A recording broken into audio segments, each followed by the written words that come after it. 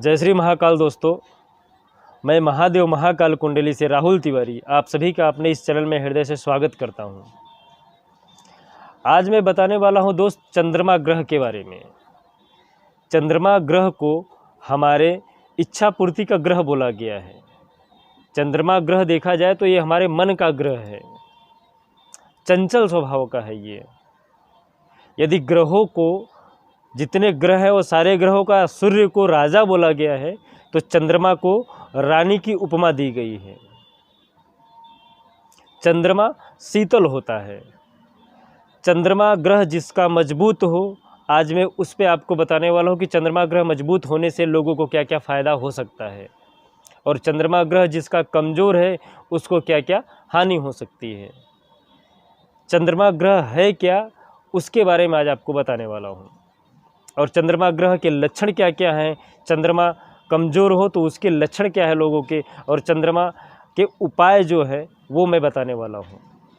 तो लास्ट तक वीडियो में बने रहिएगा, स्किप मत करिएगा, चैनल को हमारे सब्सक्राइब करिएगा, वीडियो को लाइक करिएगा। बात करते दोस्तों चंद्रमा पे, तो चंद्रमा इनकी जो पत्नियां थी वो 27 पत्नियां थी। दक्ष प्रजापति की जो 27 कन्या थी, उन्हीं से चंद्रमा का विवाह हुआ था, जिसमें सबसे ज़्यादा जो रोहिणी थी उनकी पहली कन्या, उसी के ऊपर चंद्रमा का सबसे ज़्यादा ध्यान रहता था, जिसके वजह से 26 रानियां चंद्रमा से हमेशा नाराज़ रहती थीं। उन्होंने यह बात जाके दक्ष प्रजापति अपने पिता को बताया, तो दक्ष प्रजापति ने चंद्रमा को जाके बहुत समझाया कि आप ऐसा मत करिए, आपके लिए हमारी सारी बेटियां जो हैं वो समान हैं। आप हमारी सिर्फ एक ही बेटी पे ध्यान देते हो, हमारी एक ही कन्या पे ध्यान देते हो, बाकी 26 बेटियां जो हमारे हैं वो आपसे हमेशा नाराज़ रहती हैं। लाख समझाने के बावजूद भी चंद्रमा इस बात को नहीं समझे, जिसकी वजह से 26 कन्या मिलके चंद्रमा को ये श्राप दे दिया, जिसके वजह से चंद्रमा को क्षय रोग हो गया। चंद्रमा को क्षय रोग होने से चंद्रमा ने ब्रह्मा जी के पास से जाके विनती किया कि इस रोग का निवारण क्या है। तो ब्रह्मा जी ने बताया कि आप जाके शिव जी की आराधना करिए। तो चंद्रमा जी ने सोमनाथ में जाके वहाँ पे उन्होंने वो सोमनाथ की मूर्ति की स्थापना चंद्रमा जी ने की है, ज्योतिर्लिंग के जो इस समय है। तो सोमनाथ पे जाके उनका स्थापना करके और महामृत्युंजय जप का चंद्रमा जी ने बहुत उपासना किया, भक्ति किया, तप किया, तब जाके शंकर भगवान प्रसन्न होकर इस रोग से उनको मुक्ति दिया और उनको अपने सर पे स्थान दिया। शंकर भगवान के सर पे चंद्रमा जी का वास होता है। तो चंद्रमा जी जब से शंकर भगवान के सर पे विराजमान हुए हैं, तब से इनका महत्व और बढ़ गया है ग्रहों में। इसीलिए इनको ग्रहों का रानी की उपमा दिया जाता है। यदि सूर्य राजा हैं तो ये रानी के समान माने गए हैं, इतना उनका दर्जा बढ़ा हुआ है। चंद्रमा जल तत्व पे निर्भर करता है। शरीर में हमारे 60 से 70% जो होता है वो लिक्विड होता है, जल होता है। साइंस ने भी ये सिद्ध किया है कि चंद्रमा और सूर्य को एक साथ आने से ज्वार भाटा ये सब जल तत्व के ऊपर प्रभाव पड़ता है। देखा जाए दोस्तों, हमारा जो शरीर है वो भी 60% जल से बना हुआ है। तो हमारे अंदर जो ब्लड सर्कुलेशन होता है या रक्तचाप जो है, वो हमारा चंद्रमा ही हमारे नियंत्रण में रखता है। हमारी जो इच्छाएं होती है, हमारा जो मन होता है, उस पे भी चंद्रमा का आधिपत्य होता है, चंद्रमा का ही कंट्रोल रहता है। वो स्थिर करता है, अस्थिर करता है। जिसका चंद्रमा जितना तेज, उस तरीके से उनका मन चंचल होता है। एक बात आपको मैं बताता हूँ दोस्त, कि चंद्रमा जिस ग्रह के साथ कुंडली में किस भाव में बैठता है तो उसका रिजल्ट क्या क्या आता है। यदि चंद्रमा सूर्य के साथ अपने भाव में बैठ जाए, कुंडली जहाँ पे चंद्रमा का भाव है, यदि वहाँ पे सूर्य आके उनके साथ बैठ जाए उस भाव में, तो क्या होगा? यदि सूर्य चंद्रमा के समीप आएगा तो चंद्रमा जो है वो अपना अस्तित्व खो देती है। आपको जानकारी होगी, जैसे सूर्य का उदय होता है चंद्रमा का अस्तित्व खत्म हो जाता है। वैसे चंद्रमा का अस्तित्व खत्म होना इसका ये मतलब नहीं है कि आपके जीवन में हमेशा कष्ट ही आएगा, क्योंकि सूर्य जब उदय होते हैं तो नए जीवन, नई सृष्टि का आगाज होता है। यदि आपको सिर्फ रात का अनुभव हो और दिन का अनुभव नहीं हो तो रात का भी मज़ा नहीं मिलेगा और दिन का भी मज़ा नहीं मिलेगा आपको। जितना रोमांस, जितना रोमांचित आपको रात करती है, उतना ही आपको दिन मेहनत करने के लिए और आगे बढ़ने की प्रेरणा देता है। तो सूर्य का उदय होना अपनी जगह और चंद्रमा का अस्त होना अपनी जगह, लेकिन कुंडली के कुछ भाव में, क्योंकि चंद्रमा होता है वो 2.5 दिन में, 2 दिन में ये अपनी परिक्रमा पूरी कर लेते हैं। अढ़ैया में ये पूरा ग्रहों का पूर्ण हो जाता है। इसलिए सूर्य का उदय होना भी अपनी जगह पे सही होता है, इसमें कोई घबराने की बात नहीं है। लेकिन जो ग्रह नक्षत्र बताते हैं कि चंद्रमा का योग कब तक चल रहा है, कब तक नहीं चल रहा है, उस हिसाब से सूर्य यदि चंद्रमा के ग्रह में बैठ जाते हैं तो चंद्रमा अपना अस्तित्व खो देता है। जो सूर्य की वजह से, सूर्य की तेज की वजह से अपना जो चंद्रमा से शालीनता मन में आती है वो आदमी हट जाता है, आदमी घमंडी हो जाता है और बात करने का जो अपना ध्यान होता है वो भंग कर देता है। यदि चंद्रमा मंगल के साथ बैठ जाए, यदि चंद्रमा मंगल के साथ बैठ जाए तो आपको धन की वृत्ति बढ़ा देता है।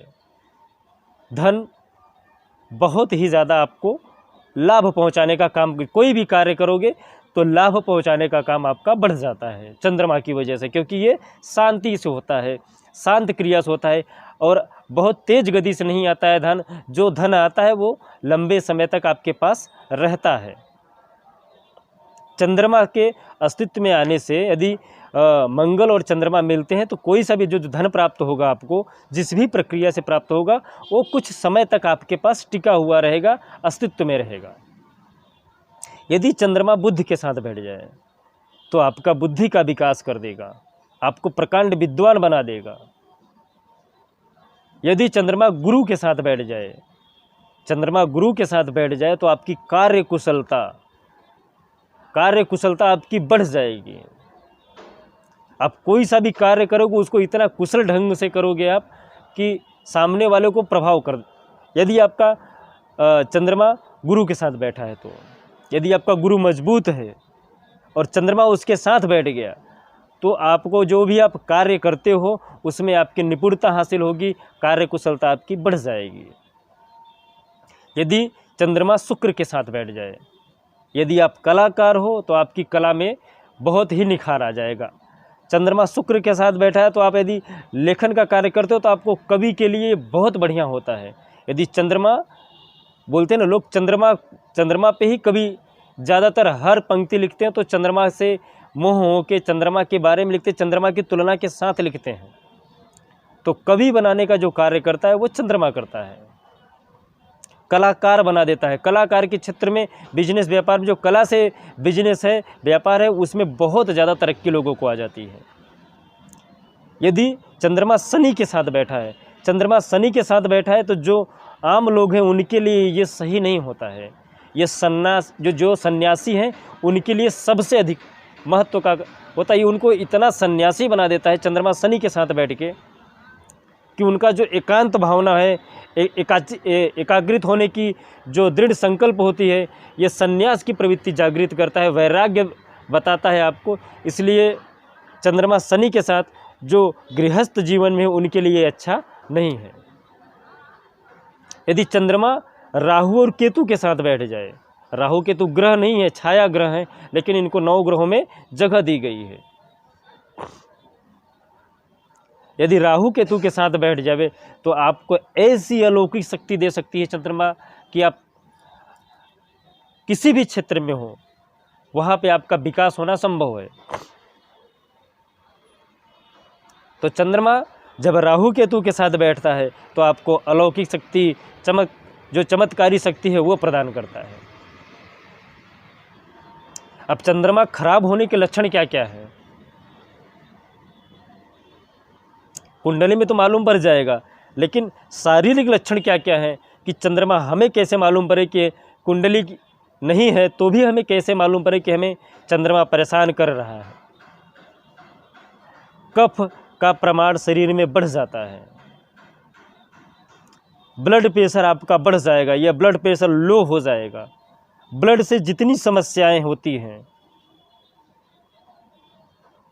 मन स्थिर न हो रहा, पागलपन हो जाना, चंद्रमा ज़्यादा तेज हो तो आदमी पागलपन का भी दौरा पड़ सकता है, तो उसका चंद्रमा खराब हो जाता है। चंद्रमा कमज़ोर है तो आदमी का रक्तचाप है वो बढ़ जाता है या घट जाता है, ब्लड प्रेशर में कमी आ जाती है। कफ का प्रमाण, ज़्यादातर जो छोटे बच्चे होते हैं चंद्रमा उनको ज़्यादा, क्योंकि चंद्रमा को बालक स्वरूप बोला गया है, तो चंद्रमा जो बालक अवस्था होती है वो सबसे ज़्यादा लोगों को परेशान करता है। जो सांस की प्रॉब्लम हो, कफ की प्रॉब्लम हो, तो चंद्रमा इसमें सबसे महत्वपूर्ण योगदान देता है। मैं दोस्तों बताने वाला हूँ कि हमें हस्तरेखा से कैसे मालूम पड़े कि हमें चंद्रमा परेशान कर रहा है। तो हस्तरेखा में दोस्तों जो हमारा ये मैदान होता है ये चंद्रमा का, यहाँ से आप देखिए जो अपनी ये तर्जनी उंगली कनिष्ठिका उंगली होगी, इस कनिष्ठिका उंगली पे यदि आपका इससे छोटा है या इन दोनों उंगलियों के बीच में गैप हो रहा है ज़्यादा, तो आप समझ जाइए कि आपका चंद्रमा आपको परेशान कर रहा है। यदि आपका इस दोनों उंगलियों के बीच में गैप ज़्यादा हो रहा है, यहीं पे आपको अंगूठी पहननी, जैसे ये आपका ये समझिए दाहिने हाथ में, तो आपका ये जो उंगली है ये दोनों के बीच में यदि आपका ज़्यादा गैप हो रहा है या ये वाला हिस्सा आपका ज़्यादा दबा हुआ है, तो आपको ये मालूम पड़ जाएगा कि आपको चंद्रमा परेशान कर रहा है। और इसका उपाय जो है दोस्त वो ये है कि आप अपनी कनिष्ठिका उंगली में चांदी का अंगूठी ज़रूर पहनिएगा, और चांदी का अंगूठी साथ साथ उसमें मोती का एक नग डाल के आप पहनिएगा, आपका चंद्रमा मजबूत रहेगा। यदि मेरी बातें आपको अच्छी लगी हों तो मेरे वीडियो को लाइक करिएगा, चैनल को सब्सक्राइब करिएगा और शेयर करना न भूलिएगा। जय श्री महाकाल, आपका दिन मंगल हो, शुभ हो।